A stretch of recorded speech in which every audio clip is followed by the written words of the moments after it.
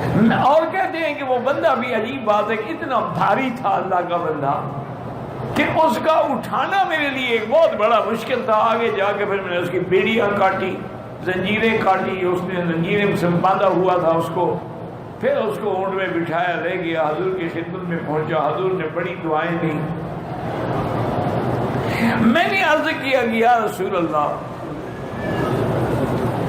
انکحوا اناکن, کہ اللہ نے زنا تو حرام کر دیا لیکن میں اناک سے شادی کر لوں. کہتے ہیں حضور چپ ہو گئے. میں نے تھوڑی دیر کے بعد پھر پوچھا یا رسول اللہ انکحوا اناکن, حضور میں اس کے ساتھ شادی کر لوں, مجھے بھی اس سے محبت ہے یا رسول اللہ, اور اس کے دل میں بھی محبت ہے. اسی غیرت میں آ کر اس نے مجھے پکڑوانے کی کوشش کی کہ میں نے اس کا کہنا نہیں مانا.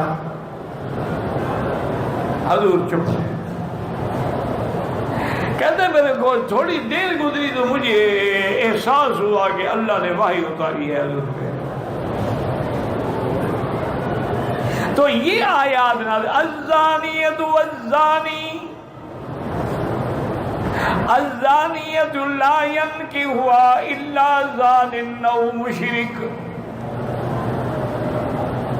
الزانی لا ینکحu الا زانیۃ او مشرکۃ وحرم ذلک علی المؤمنین. اللہ نے فرمایا زانی عورت زانی مرد کے ساتھ نکاح کرتی ہے اور زانی مرد بھی زانی عورتوں کو ڈھونڈتا ہے. اللہ نے مومنوں پہ حرام کر دیا ہے کہ کسی زانیہ سے نکاح کریں. حضور نے فرمایا لا تنکحوا یا مرصد اللہ نے منع کر دیا. بہرحال کچھ بھی ہو وہی زانیہ تو وہ ہے نا, تو زانیہ سے تو نکاح کرنا حرام ہے. تو حضرت مرصد کے اب دیکھیں یہ آیت کسی قصے میں نازل ہوئی ہے, قصے مرصد میں, لیکن حکم قیامت تک یہی ہے کہ کسی زانیہ عورت سے آدمی نکاح نہ کرے. اور اسی طرح اگر کوئی آدمی فاسق ہے, فاجر ہے, زانی ہے, شرابی, کبابی, اس کو بھی کسی شریف لڑکی کے ساتھ نکاح نہیں کرنا چاہیے, نہ والدین کو ایسے آدمی کے ساتھ نکاح کرنا چاہیے. اب یہ آیات ایک قصے میں نازل ہوئی ہے, حکم قیامت تک کے لیے ہے. اب ایک اور مسئلہ سمجھیں, حتیٰ کہ امام مالک اتنے سخت ہیں, وہ فرماتے ہیں کہ اگر کسی زانیہ عورت سے آدمی نے نکاح بھی کر لیا ہو لیکن قیامت تک وہ زنا کر رہے ہیں, جب اللہ نے فرمایا میں نے حرام کر دیا تو اس نے کیسے نکاح کر دیا؟ لیکن یاد رکھیں ایک مسئلہ اور ہے, یہ تو ہے نا کہ مطلقاً ایک زانی عورت ہے, جیسے طوائف ہیں اللہ معاف کرے, معروف ہوتی ہے زنا ہمیں, ان سے نکاح نہ کریں.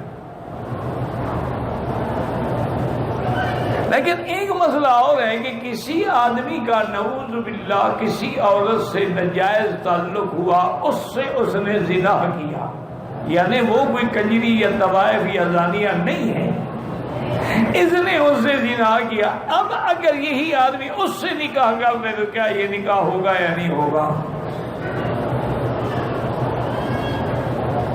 تو اس پر علماء نے لکھا ہے کہ اگر وہ دونوں توبہ کر لیں, توبہ کرنے کے بعد وہ اس عورت سے نکاح کر سکتا,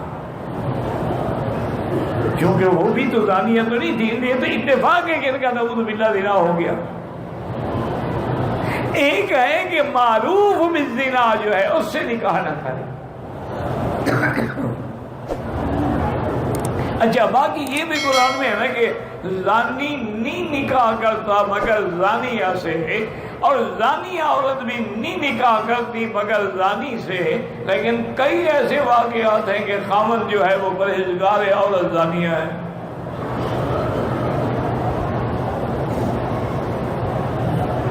اور کئی ایسے واقعات ہیں کہ عورت پرہیزگار ہے, پابند صوم و صلاۃ ہے, شوہر زانی ہے.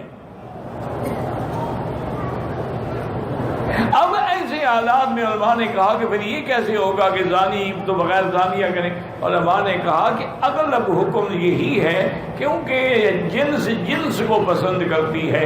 زانی عورت زانی مرد ڈھونڈتی ہے اور زانی مرد زانی عورت ڈھونڈتا ہے، لیکن اتفاق ہو جاتا ہے کہ کبھی شریف کے گھر میں غلط عورت آ گئی اور کسی شریف عورت کے پاس غلط شوہر آ گیا. یہ اتفاقات ہوتے رہتے ہیں، لیکن آدمی کوشش یہی کرے. بلکہ ایک حدیث میں فرمایا اختاروا لنطفکم، جب تم اپنے بچوں کے لیے رشتہ ڈھونڈو تو پہلے تلاش کرو، کوشش کرو، تحقیق کرو، تاکہ ان کے لیے کسی اچھی لڑکی سے کسی اچھے گھر سے رشتہ لو، تاکہ کل وہ جو نسل چلے انشاءاللہ وہ بھی اچھی ہو، وہ بھی صالح ہو.